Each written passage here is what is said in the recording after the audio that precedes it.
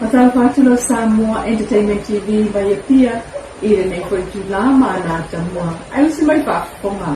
Ala toi Tuliloa mai le motele I savai I mawhōlinga wa ai o le taia o le stofi o le vaeso nei. E peon sauno I ai le whaipule. Le sungala auli al mali e tua pulata I vao le watea Schmidt. Ile si itia o tulanga tawa o onga. Wo o I ai whana wa onga I savai. E peon amata tatala ai ilona I tumalo. Ya ai via le tua wa tau lau o wha mo le aso. Mana tua ai le te tauna o mia whani wa le ale le tae au ma le aso le nei. Ona e tā ua le polkalame. O le polkalame sa tātou whātiulanga e tasi lava le aunga. Ia e manuia ai tātou alom whanau. Tā lau whatamaiti. Ia o le aso le nei, o le aso mo outou. O le masini le la whapi e whaonga e pulea onga ma tamaitai a onga. Ia ma outou fo I ua iai le malamalama ua tauna whaaso atu. Mo le whaapi inga o le tūlanga ina I mawhai o na tō mauai tūlanga tau te konolosi. E whsosoani I au tau mea onga. Ia ma le tae ao nei na longo I nā tuaia. O le tae ao nei o le la whaola alo ia. Whaola whaalua lea. Palo mo mua ve lalo tu lungo le moto panapa. Ya le fo tu si me le moto panapa tu fa tu lungo le fale onga. Ya lava pelo to on sa ilanga ole. Fina ngana le nal. Ya o lea.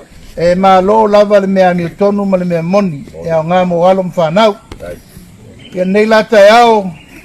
Ya e mori le nga fa style company. Luwei tum sala. Ya ma lo fo lo on sa. Tanga lesa tatou sawa vadi lava fina unga na fai. Ai whaftai li sunga whawhenga inga langa tapo inga. Ai meise fōi tatou komiti. Na uwhionga te te whono.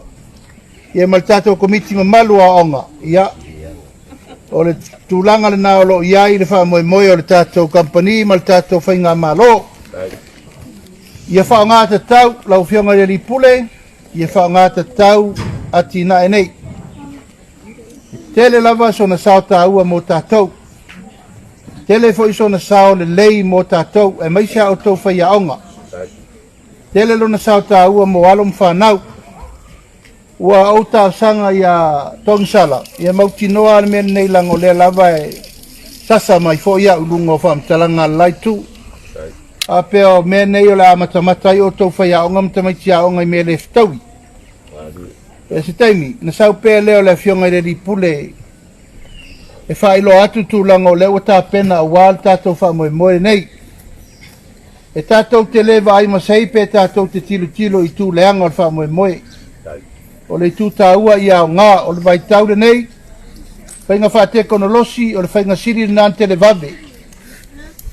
E o ai alom whanau a le tātou whaonga. I le tūlanga sili o na tāla whea ngai. Ina ia mawhai o na maua aia o onga tāla whea ngai mai le taimi. O se aso esele nei mo a onga tūlanga lua mo kolisi umai le tu atu sifol mo tele I savai. Ina mo le taimi mo mua le amawhai ai whale a onga na maua so tanga alo I so ta inga whaona po nei. Tu usa o ifo mai sa tele vatea tea. O so ta inga tele vavave ia e mawai internet I so soani. I tūlanga tau ia o onga ai mai se o so nei. I taimi o wha mai mafsau ingo suinga o le tau wa yai lalangi. O le aso tofi ma le aso wharailo le vai aso nei lea ua te tala aloa I ai. Le au nanga o internetif so ta inga whaona po nei sala whai. O silia ma le maasina talo na ngā lulu ai. Le kampania le Blue Wave le sunga a fo isala toni le ota ma le au whai ngā luenga. E tā pena le nei wha moe moe tele mo whana wa onga mwhaya onga le mo tele. Ua tau lau wha moe moe. Ua tatala whaalonga lua lea e tato pokalame. I Sasina Primary School. Pa pēr fo I au na umbalaba de tūmalo. O ngangai fo maunga numera tonu. Ia. O le manatu maulunga lava le company Blue Wave Wireless. Ia manuia. Mapapoto alum whanau. A Samoa.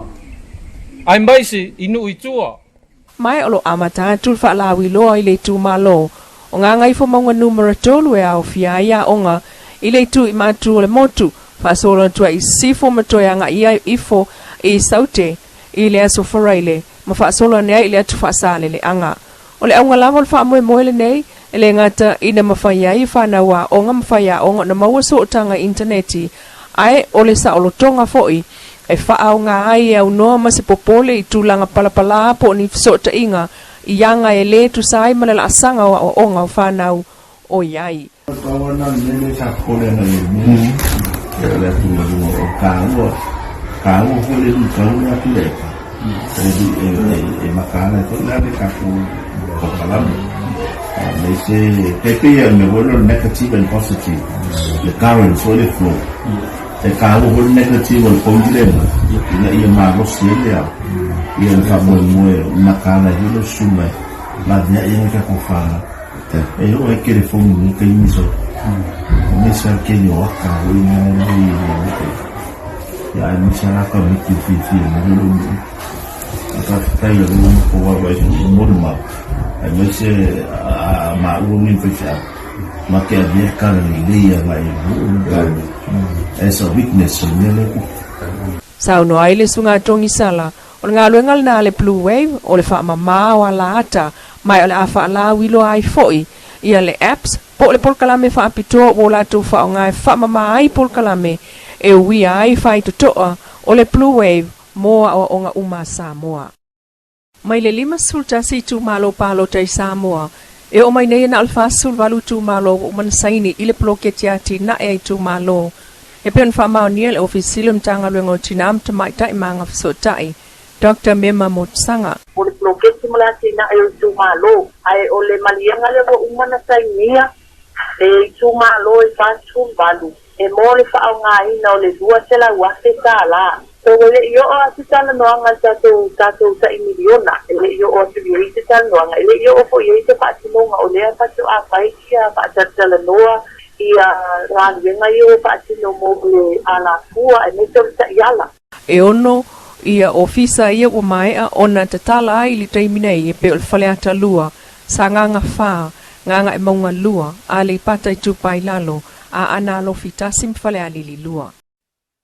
Wofo whapitoa mai e nia company telefonia le Digicel ofu po o vest e longo fia il tangata po se ofu wha ailoilo o tangata ta alo tātu tunu. O le vai so nei lea na whaiai lea wha lawi loa le Digicel. Mawala au di ai pa angata alom kalapu e wha ailo atu la tau mo lea fo i wha amanuianga o se vai ngol wha lawi loa al company Digicel. O le vest wha ailoilo lea e pe on mo le mawina mai wha mtalang wha lawa i tele company telefoni e fitau I lava malitau o le tātua tunu. O le isi vai ngol wha la wiloa company telefoni nei vai aso. O ana mau wha ailonga e manu malo ai pa anga whai telefoni. E au fiai ma le Ford Ranger XLT lua o lua tolu. Ma pasese mo New Zealand tai vai aso ma sei. Smart TV, smartphone, o ngā barbecue, o data bundles ma isi wha ailonga. Ta wale ni pule se uliti pa kana. O wha la wiloa nei ele Digicel o le si fo ia la tō whainga. E wha amalo si awail au ta alo ele ngata I Samoa ai o whafu atu. Le atuanga fo ele onu sultau sanga tutu tasi o tātou truu. Ma le mausa asai le tunu o le nā wha moe moe e pe o wha atasinga a inga, ua lua ma le awhatau sanga talo na tōla pō mai. Ai o le toi fo i atu fo i whana wa o ngai whafo I wha awau I a lato wa o onga. Ai o le wha ilonga siri lava le olo o fo le Digicel o le taawale Ford Ranger XLT lua o lua tolu. La Samoa Entertainment TV mai pia sa pupung o tamua la sa tayao ile lofo le tua ai pasoi fuene.